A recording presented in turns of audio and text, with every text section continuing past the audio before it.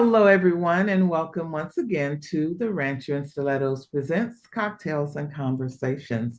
I'm Marsha Williams Cromer, and my guest today is the fabulous, amazing, wonderful friend. I will call you friend because we are already, and this is Sacha Boutros. And Sacha is a world-renowned jazz singer and opera singer that I happened to have the opportunity to meet in Paris. And I just can't even believe that you're on with me today and we're getting ready to talk because I admire you so much. I absolutely love your music. It has been medicine for me and truly helped me to grow, especially in practicing my Spanish. So welcome, welcome, welcome. We have to toast first. Yay! Cheers. Toast, toast, toast. I love you, kiddo. Cheers. Love you back. Mm. We have so much to talk about, Sasha. Since we met, I remember that night we all went to dinner and we ended up walking up the only mountain in Paris to go The to. only Yes, yes. Tell me the area again. Montmartre. Montmartre, yes. And so the tall white building, Sacre Coeur, Sacha. okay. But the organicness of it all, just that's how I kind of live my life anyway. I don't know what the day is going to bring, but I expect good things. We just all hit it off. I'd met you for the first time. We end up walking up the mountain to go listen to music, look up on this amazing guitarist playing. Then when we get ready to leave, what was so hilarious was you were like, we call it an Uber or Bolt or whatever it is over there, and you're like, is this a Maserati that's showing up to pick you up? Oh, I'm sticking with you, girl. You got some good karma. that like never happens. But because yeah. because because even Cassandra said, she goes, the cars don't come up here. And I said, the cars have a hard time coming up here. And I said, well, you know what? Her karma may be different than ours. Maybe because she doesn't live here, it's going to feel different for her. And Well, then this car like gets there. We call it 1 minute later. And this, with the chauffeur, with the suit, with I everything. And know. I her and know. I looked at each other and said like, huh? And he was so nice as well. And Like, I got in the car and I was like, this is why I know I'm supposed to move to France because this is what happens when I'm here. It's like, oh my gosh, she's cool. We're cool. Let's all be happy. I love it. I just, it is my happy place for sure. it's my happy place too. Yeah. So since you returned to the States, I know you've done some recording. I've seen on Facebook some of your shows and all the amazing people that you get a chance to interact with and meet on a daily basis, definitely. But you also shared something with me about your healthcare journey, which I'm so, so grateful that you did because I want to be able to support you and pray for you. And can you just share a little bit about what's going on with you now? Well, I had cancer for the last almost 8 years, and it was misdiagnosed. And I spent so many nights in the emergency room trying to find out after singing why I would pass out, why it Mm. was excruciating to sing, and why I was, internally bleeding. And it turns out I had cancer, but they kept misdiagnosing it. And I had a tumor, and the tumor just kept growing and growing and growing and growing to the point where they took out a big chunk of me Oh, on the first surgery. And then finally, I got the right care and it was diagnosed properly.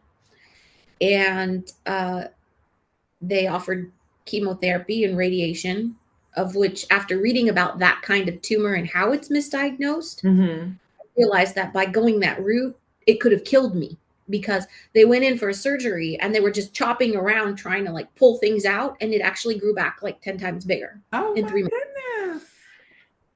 And again, the first time singing, so I was out of work for about 4 months, and the first time I went back to sing, I passed out, and the same thing happened again. And the pain is just like unbearable because it sits in your diaphragm. It was like wrapped around my stomach and my diaphragm, and I went back to do my tests. Every 3 months you do tests, and you have to get dye in your arms and through the CT scanners and MRI machines, and it's become like, in the last 3 years, it's become so normal, like to go into a CT scan. Like people get claustrophobic, and I'm like, just give me the bigger machine. And like I meditate inside, and I've become like professional at it. Yeah. And as loud as it is, and so I found a really amazing doctor who happens to be like at the forefront of the studies of desmoid tumors in the United States. And so So my case, can you explain that a little bit? Desmoid, you calling it? I call it Mr. Desmoid. I He's love the that you give it a name. he's the unwanted guest at the table. Oh, Nobody okay. likes him. Nobody likes him. Exactly. But And what makes it be called that? I'm not sure why it's called a desmoid. It must be the man who discovered it. Maybe, yeah, Uh, yeah. but it's a really painful thing. And I learned that had they given me radiation, and I listen to my higher self, when making decisions, and I'm always connected spiritually to God. So like I Right. really sit in silence to get the answers I need. And so I understood that having chemo and radiation would probably kill me. And the doctor confirmed that last week, saying that a lot of the times the the tumor will then metastasize to cancer all over the body, and some people don't make it.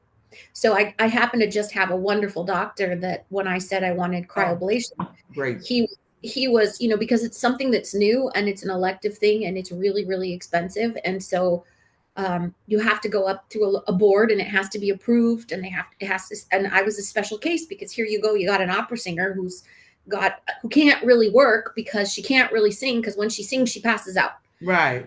Um, and so uh, he said yes, and they said it was effective. So I go back in 3 months and they check it out and see, hopefully, I plan on it not growing back, because this time he got the root, and the first surgery just got the front of it and not the root of it, which Okay. it grew all the way back, then some and more. Hmm. So it's like a vine. It grows like a vine, and it has like hands, Mm. it goes out. So when you found out about it several years ago now, I know we were talking and you said you really didn't tell anybody. And why did you take that approach? Why was it just a personal choice that or was it professional? It was a professional choice. I had a mini stroke. I couldn't sing for one whole year. Mm. I kind of just told people I was like kind of taking a little break for health reasons, but I didn't say anything. But like, I'm sure people started to like realize that I wasn't, like fans would email me and saying, well, when are you playing next? And I'd be like, oh, I'm in Europe, or oh, whatever. But it started with the mini stroke. So, I just said I was stepping back for a minute to organize some business and things. And if you tell people in this business that you're sick, they think that you're a liability. Mm. That's And they don't, wrong. as somebody said to me the other day, are you going to be okay? I don't want you to die on stage. That's just awful. So Awful. and also, like, you don't tell people your burdens and what's going on. But Mm. but for a year I couldn't sing, and people said, "Yeah, you were singing," and I said, "I, social media is fun. I never post anything when it's happening, the moment it's happening. I post something from a month ago. Yeah. Now Yeah. people think, oh, you're in Paris, and it's like I don't let anyone kind of know where I am or what's going on, because I don't want anybody up in my business, so to speak. Right. And you're just moving. You're just making it happen. Well, I'm a global citizen like you are, Exactly. and I Yes. don't, I do not, my butt don't fit in a box. That's how I feel it. I don't fit in the I box. love it.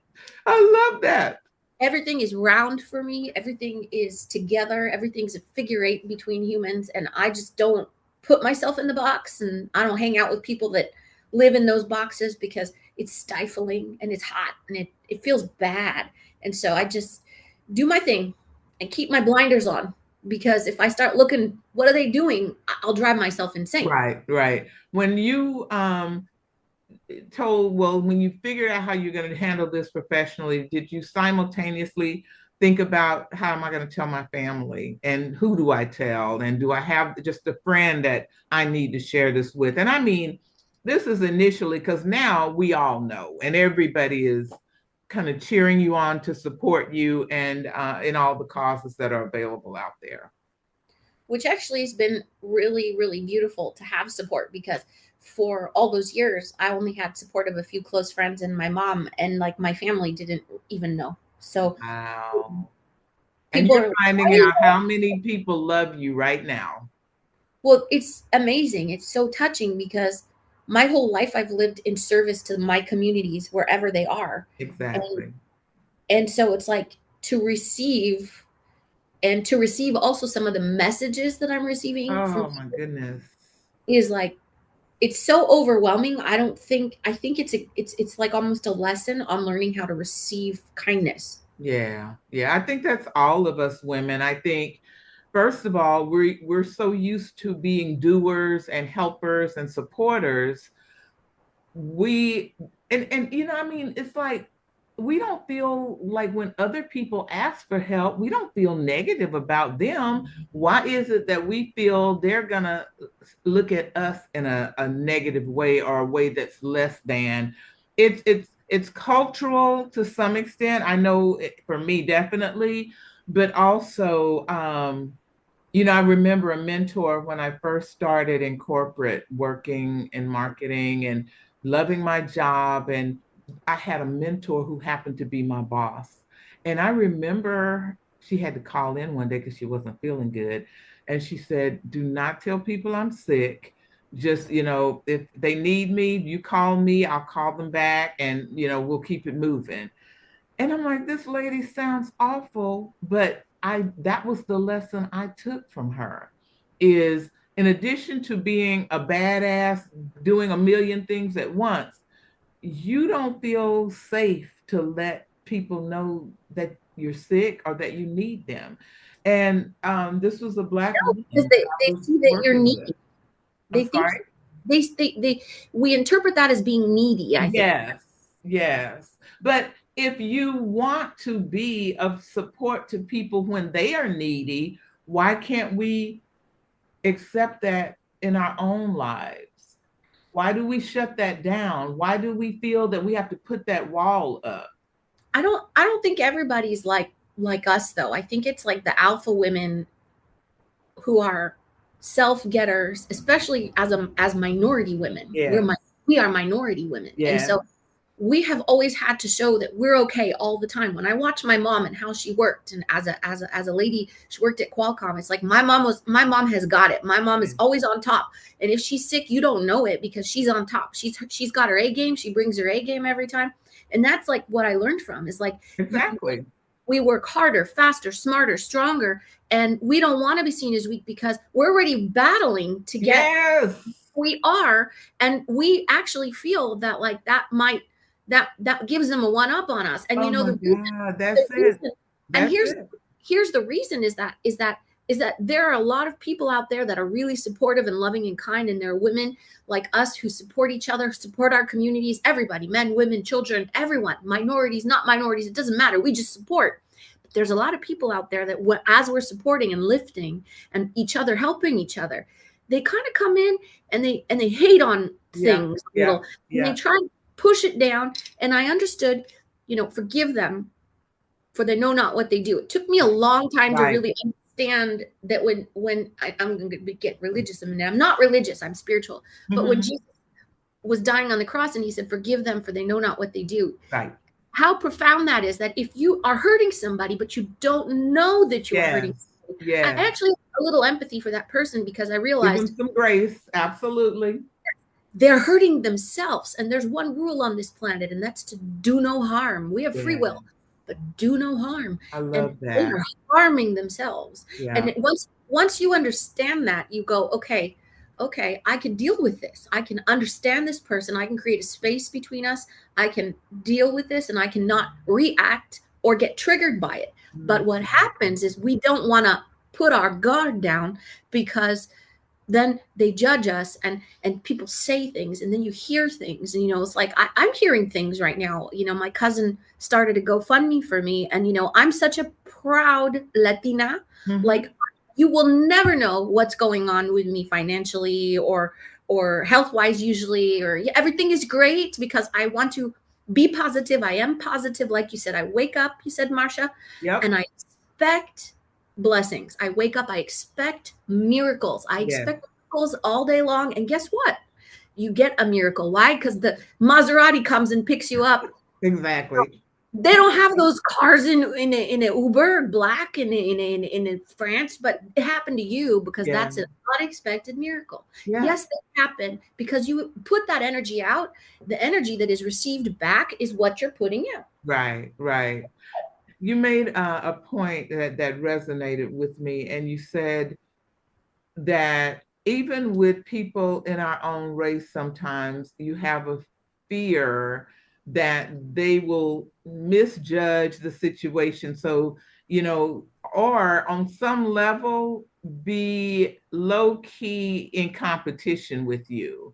So again, we don't talk about it. And in our culture, it's kind of a crabs in the barrel. Doesn't happen all the time, but it is something that's out there where you get a little bit up that, bucket of crabs. One sees you trying to crawl out, and they grab you and pull you back in because that's where they're comfortable with you on the same level. I love the fact that it just clicked with me because I've felt it. I've seen it happen, not necessarily just to me, but to others.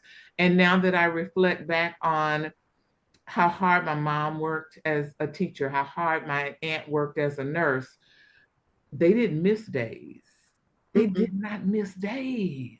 They didn't take that self-care day that, everybody talks about so freely now, because they didn't want to be seen as people who weren't up to the challenge and could not handle the opportunity that they had been given. Oh yeah, the last thing you want to hear is, "Oh, she's lazy. She took a day off." But Yes. you had pneumonia, you know. Yes. Yes. Cancer. Come on, That, girl. that's exactly why we don't say anything. I know. I Because know.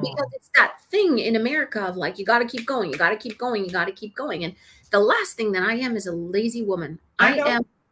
I work my ass off. As Nancy Wilson said to me once when I said that she was everything I thought she was and more the day I met her, she said, "Girl, I sing my ass off and I work my ass off." I And love I was like, I was just like, oh, you know, Did we you work did you get a hard. chance to perform with Nancy? Because she's one of my sheroes.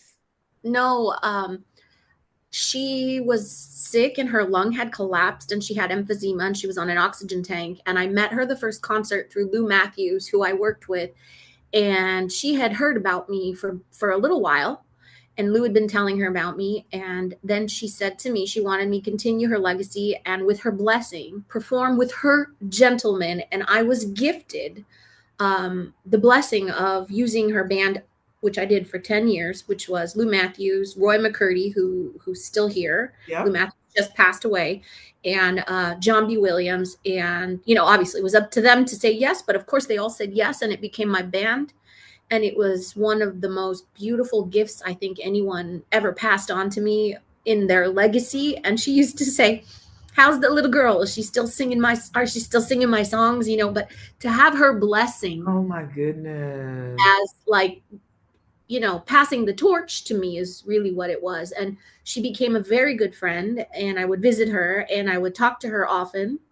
And I sometimes I'd miss her call. I wish I still had the voicemails. And "Hi, Sacha. This is Nancy Wilson." And I just that voice, that she's my hero.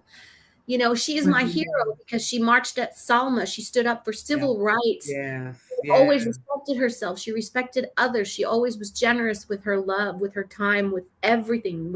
She's just an incredible human being that helped others in her life and always stood up at a time where a lot of people took a back seat. She stood up for what was right, what Yes. was righteous, Yes.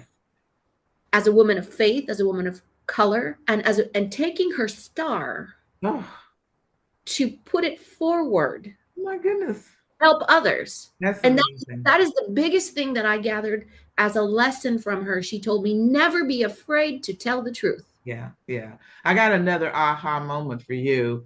when you even mentioned Nancy Wilson, that was my dad. That was my mom and my dad's era. And my dad would play her albums, and the house had to kind of go quiet with TV. That's the mood he was in, right? So as an adult, I'm living in New York. Some friends are like, hey, let's go to the Blue Note. Cool, love jazz, no problem. Get there, didn't even know who was singing, who was performing, and it was Nancy Wilson. And you saw her band. That was those guys. I saw the band. This lady sat on a stool Yes. and just sang her butt off. And nobody, when you say she passed the torch to you, it makes so much sense now, because nobody tells a story better than Nancy until you. So Wow. you could tell a story with some music. Oh my God. Thank you. Oh my God, this connection is incredible. It makes so, that's a toast. That's worthy of a toast right there. Yes, the legacy of Nancy Wilson. To the fancy Miss Nancy. Mm. Those people who decide to, what'd you say, pull off the top when we're going up. Yes. This mug is from my company, Hear Me Roar Records, which promotes women and minorities in the arts. I love that. And this is for the haters. I love that even better. That's amazing. Oh, it's not a mean way. It's just keep it real. Keep your energy away from me. A good understanding. That's what you say. It's like I have on my ringtone, it's Pharrell Happy, and I use it. Yeah, I also use it for the ring back. And my thing is, you call in somebody who's already happy. Do not call and think you're going to walk into my space and bring me some toxic mess. No, we do happy over here. No toxic mess. I love that. Oh my goodness. So now that you have the word out, everybody is super supportive, your family knows, how are you feeling right now? I was doing great. The first couple of weeks was really painful. They told me it's a year recovery, so it was really painful. If you had asked me to do this interview last week, there would be no way I could even I was shaking a lot. I'm still kind of like shaky, Okay, right. I see. Okay. But I'm very hopeful. I'm very grateful because the doctor said that he was able to get everything. And that, it's painful because it's inside of you, and it's like your body has to slowly digest it, which is why it takes care, because they kill your cells inside of you, like a big chunk of you. Right. And so my tummy is like super swollen all the time. So you're in the healing process now. I'm still healing, and I'm not good at sitting still. Mm-hmm. I'm good at sitting still in a meditation and things like that. But I'm saying, like, where I'm not on the road, where I'm not working, where I'm not, doing things. So I'm creating right now. And I like to think I'm planting a lot of seeds that later will bloom. And I'm telling myself that as a culture, actually, Angel Blue, who's a dear best friend of mine, was telling me yesterday, take the time to heal. You must. We don't, as a culture of America, she was saying, she was telling me, we don't heal. We don't take the time. From anything. Emotional, mental, physical, we don't take the time to heal. We literally plow through, and it's what I do, and on to the next thing, and on to the next thing. And so, right now I'm trying to figure it out, and I'm trying to brainstorm, and I have lots of music coming out, which is good, but I feel really frustrated because now it's over almost 3 weeks of not singing. 3 weeks of not singing. Mm-hmm. The last performance was at the Los Angeles Opera, which was incredible. So I have that. I saw some of that. It's beautiful. Beautiful feeling still from that performance, and I'm so glad that was the last thing, and so as I will start to sing and try to start singing again in a few weeks, little by little, because it has to heal here before there's too much inflammation before I start again. Then maybe I'll as long as I can sing, it's like, as long as I'm singing, then the world's all right and everything's ringing. As long as I'm I singing. know, I know. Well, you look amazing. The hair is fierce and beautiful. The makeup is on point. And, I know when I'm not feeling good, it's almost a requirement to push through even to that part because I need to see myself looking better. I need to, it's like when you have a cold and you finally, it breaks and you're like, I'm cleaning the whole house. I need to, fumigate, get all the gross germs that, are causing problems cleaned out, cleared out, change the linen, do the whole overhaul. And then I know I'm well when I get the lipstick on and I start messing with the hair again. So yeah, yeah, The first time I wear lipstick in 3 weeks for you you. look amazing. And thank you because the world needs to see your fierceness and you're absolutely adorable. Thank you. So what happens next? You're going to be singing soon. September, I start singing, and I have a new project called Music Without Borders with my nonprofit. And there's a lot of, um, I like doing trans. Veronica Swift coined this little phrase called transgenre, but Mhm. lots of people do multiple genres. Like Nancy Wilson was one of them, and she Yep. mixing the genres. And I've been doing that for 25 years, and been told, like, by people like Bruce Lundvall, who were the head of Blue Note, who was a dear man and a friend of mine. Sounds like you're confused, kid. Just pick one. And I said, why do I have to pick just one?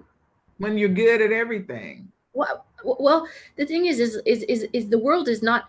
The world is so right now, so like, here, this little thing and this little person and this little place, and I don't think like that. I think like this. I Yes, don't think like I want to be just in this little box, and I want to be in just this little tiny community, and I don't want to go out of it, because I actually always want to go out of my comfort zone. I want to always experience life in exactly. different capacities and manners. I want to travel to different places of the world and see how they think and feel, and gather opinions and experience, because one way is not necessarily the right way.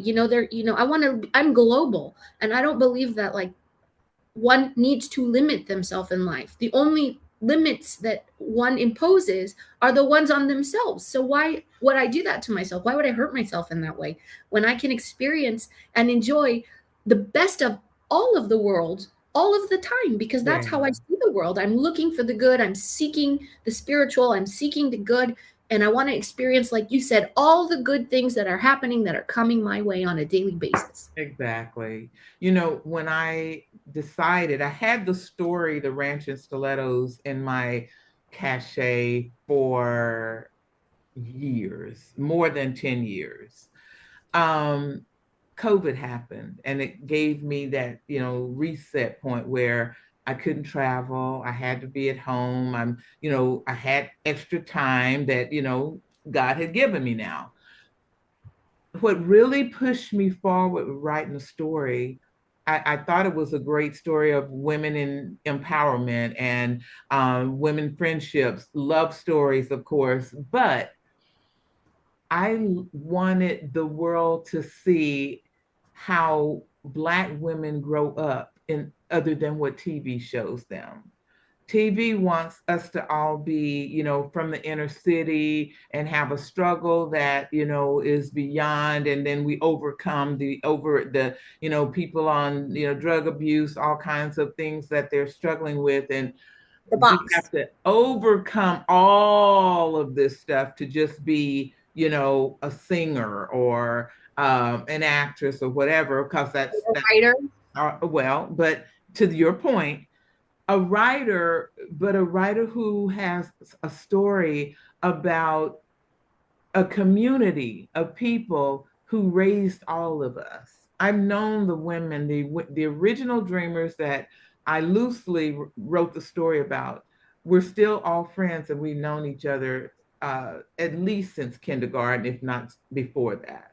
So we've known each other all our lives. We've supported each other through family death, through family illness, through births in a family, positive, happy things, and things that break your heart.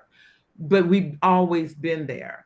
But every single woman motivated me to be my best self. Because when I look at them, I see these sisters who I could not be a scrub and be around them. They were smart. They loved art. They loved to read. Um, just brilliant at school.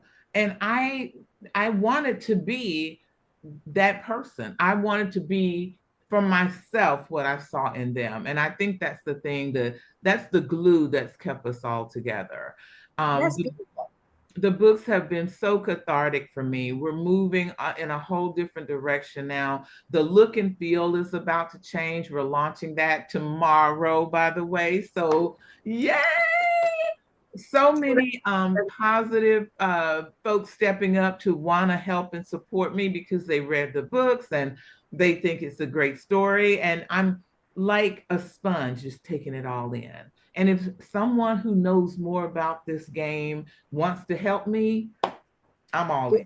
You're open to it. Well, maybe it can be. I am. I Well, am. you could start manifesting a Netflix TV show because that would be nice. That's what, hey, we talked about that when we were in Paris, which, by the way, the next time I see you, we will probably be together in Paris, having an amazing meal like the one that we had a few months ago. That was so nice. It was. It wasn't actually, obviously, I knew Cassandra before, but when I walked in and I saw you, I was like, oh, yeah, I got it. I got it. I know her already. It was just Bashired, I knew this person That's was for going to sure. be, it was going to be cool. Yeah, I'm so, so grateful for you to come on and spend some time with me. I would like your permission also to share the link out so that folks who watch the show know about how to donate if they would like. Keep grinding, girl. Keep grinding. I am so proud of you. And the fact that I met you a few months ago, and then I find out that you are battling something this, huge for in terms of your health. And when I thought about it, it was like you would have never known. You would have never known the way you approach your life and the way you approach even your illness. It was like on a need to know basis, which I get. But at the point you tell that right person, then she just took over and said, oh, no, no, we're not hiding this. Everybody should have an opportunity to help this special woman out in any way that we can. Well, my cousin did that, I because I remember. I had to start canceling all my shows, and people were going, what's up with you? Why are you canceling? Why are you calling me to sub for you? And it's like, well, I don't have an excuse, and I don't want Right, to lie. I don't right, live my life with lies. I right. don't live like that. And so telling them, well, it's for health reasons. Well, what's going on with you? You've been sick. And then they say, well, you've been sick for a while. Yeah. Every time I see you, you're sick. What's going on with you? And I don't, some people asked about it and some people didn't say anything. And then they're like, I knew something was wrong. Mm.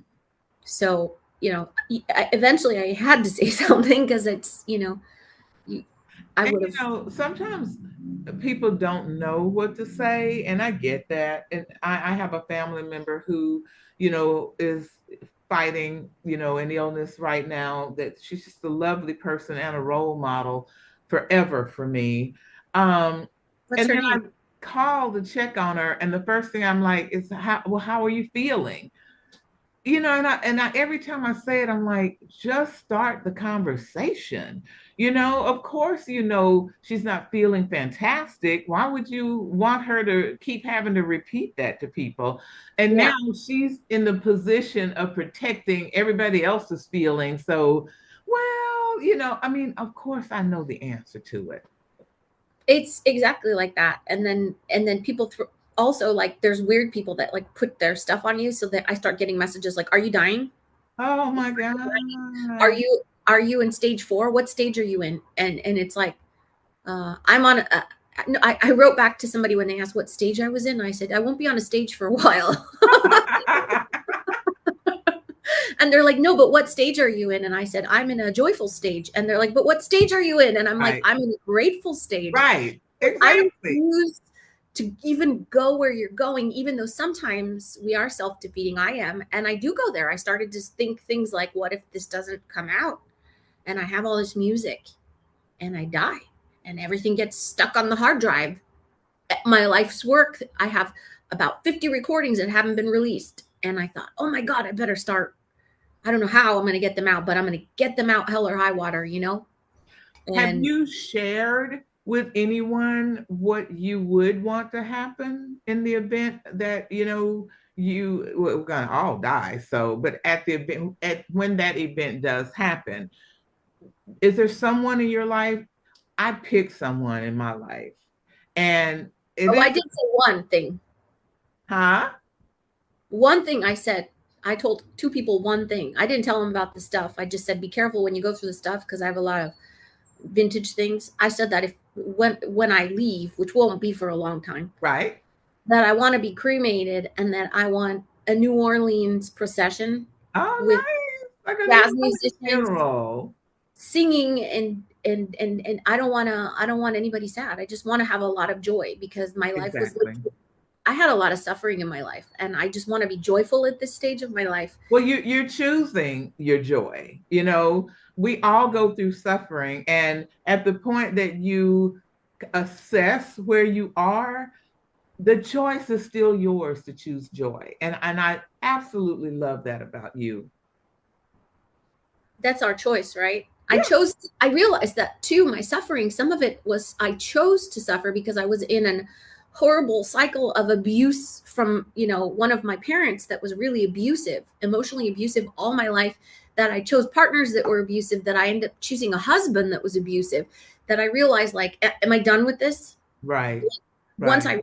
somebody helped me have it's okay to ask for help sometimes. You get to get the tools to understand why am I in this cycle. And The then I said, cycle, exactly.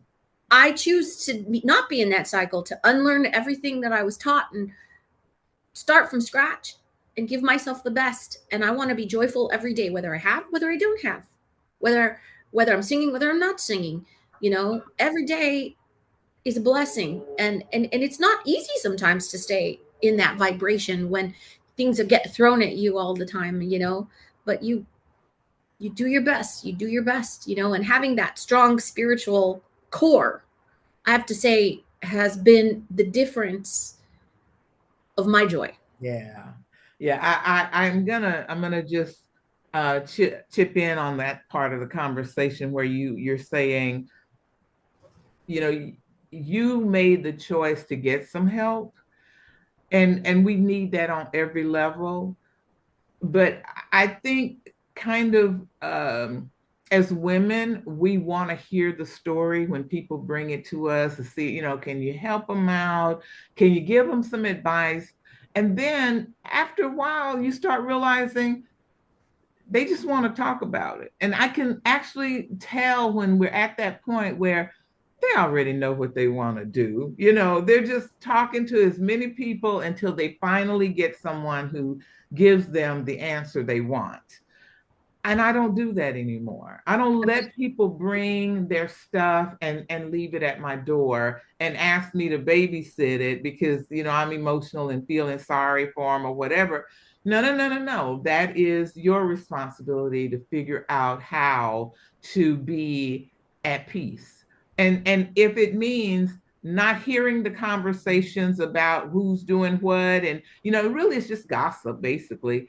But you gotta in the need to have that knowledge, because that knowledge is really not even serving you. The gossip is not serving you. So I gravitate to the people who are creating. When the election happened, I remember thinking, how are we going to get through this? Oh my God. And I know God is in control, but what I thought is, I am going to create every day. I'm going to create something.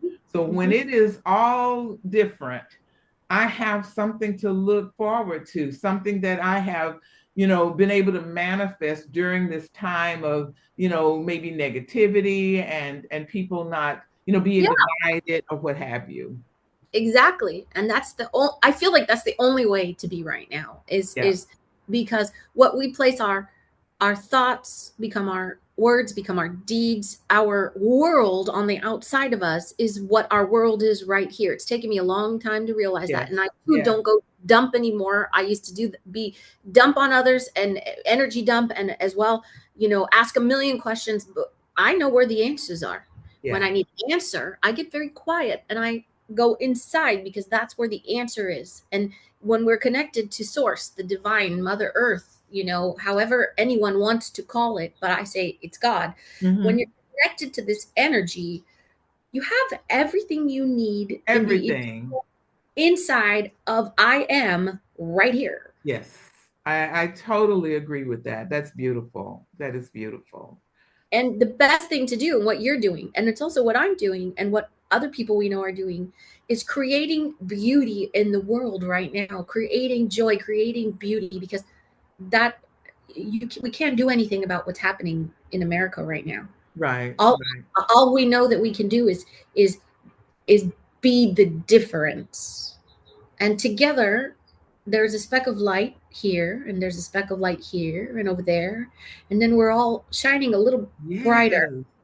And it doesn't matter how small you think your light is, it will dispel darkness. It will. Absolutely.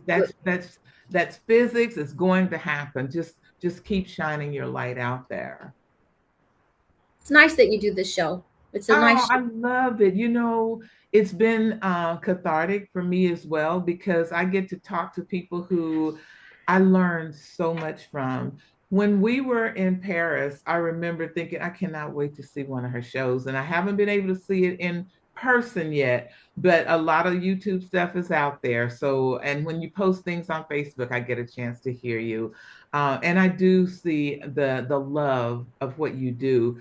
And that is motivating to me because you're not going to be successful to the level that you are at something that isn't compassion, that you have passion for it and compassion for it. And that's how I feel about my story. I absolutely think it's a story that can change everybody's thinking about women and how women interact with each other and why it's so important for us to live in our own power. Amen. Amen, girl. We got a toast out. I want to thank you once again for being on the show. Thank you. And À votre santé. okay, are you gonna make me speak French now? I just said à votre santé. To you, to you. To you, to you. I love you, kiddo. And we will definitely be talking soon. And know this, we're gonna plan to be in Paris again at the same time on purpose, just so we can hang out and see each other in person. But that will be absolutely wonderful. I When are you going back? When do you think you're going back? actually I will be in France most of the summer. Really? So then I will see you there. When are you Yeah. going back? I plan to be back in a month. Okay. God willing, I'm okay, and I plan to go home. I mean, I want to go home. My main home is Paris, and I know. here's the funny thing though about living in Paris is that people, when we talk about those weird comments, people say, well, like, well, she lives in Paris, everything is whatever, and it's like they idealize it. It's Paris, right? But living in any city has its qualms, its goods, and its Yes, bad. yes. It's hard to live in Paris. It's not an easy thing to live in Paris. You see how getting around is. I It's very, know. very I know. difficult. It's very That's why I'm in on floor because I grew up in the country and I'm back mentally to that piece, that country Normandy I love countryside. I it. love it. And then here's the funny thing about that is that I live in California. It's the most expensive place to live I in the know. whole place. I know. My rent in Paris is a third of what the same thing is here. Right. So it's Right. like I feel like I live like a queen over there for like a fraction of the price. Right. Right. Right. It's just a different way of living, Yeah. just Yeah. different, just different. And people are like, oh my God, I could never move from here. And it's like, actually, you could move from where you live. Yeah, yeah. In fact, like you say, I'm a global citizen, and one of the things that I love is learning. So whenever I go somewhere, I don't care where it is in the world, it could even be another city in the States, I go there as a student. Oh, I yeah. want to learn. If I'm there, I want to learn everything about the city, about where I am. And and grow and be a better person from it, right? Well, look, you go to Honfleur, and Honfleur is like incredible. It's one of my favorite cities. Is It it is not just, the best? well, it's next to the ocean, so you And have it's that. next to the river, so it kind of rains a few times a week there. And Plus, whenever the vegetation, it's always green. There's yeah, flowers everywhere. The people are really, really, really nice there. I girl, love going. there are probably 5 Michelin star restaurants like walking distance from my apartment. I 5. I think it's like a little gem. It People is. do I'm tourist so stuff, but glad like you know about it. You're I gonna just have to come from the city and hang out with me and on floor. I will come to Honfleur. I love going to Honfleur. I just went to Honfleur last year. I go like every year once at Right. least to Honfleur, or pass by, or sometimes I just stop in because it's just so peaceful there. It's just a gem. It really is a beautiful gem. The people are fantastic. And, I'm usually like the tall black lady that everybody sees a few times a year. And they're so nice to me. And I was there during the election, and the people just like came up wanting to give me a hug. Oh, yeah, Like, that's so funny. The French are like, we're so sorry for what's happening in your country. Like, how, are you coming back to France? Because like, you I can come know. back. We know you live here. So They like, just don't they don't want me to leave when I'm there. They're just like, no, no, don't go. Well, I gotta go home and check on my peeps, but I will be back. people are actually happier in Honfleur than in Paris. In Paris, everybody seems to be angry all the time. Like I don't let it affect me anymore, but I Yeah. find it I don't pay hilarious. attention to that. It's like New York, everybody's kind of trying to just get by to make it, get where they need to go. I don't take that stuff personally at all.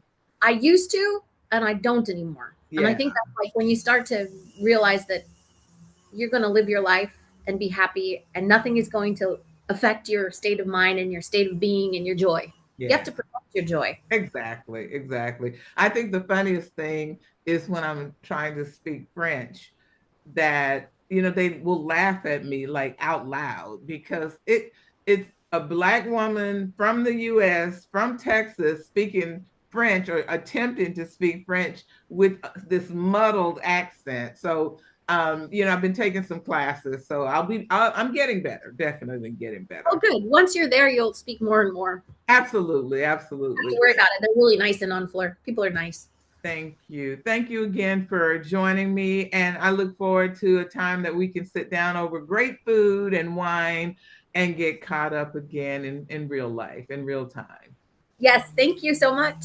Thank Love you. you, kid. And we will see each other very soon. Okay. Thank you, Masha. God bless you. God bless. Bye. Hi, everyone. Thanks for watching the show. And please don't forget to subscribe and like. And remember, we may not always get the happy ending, but we make our endings happy.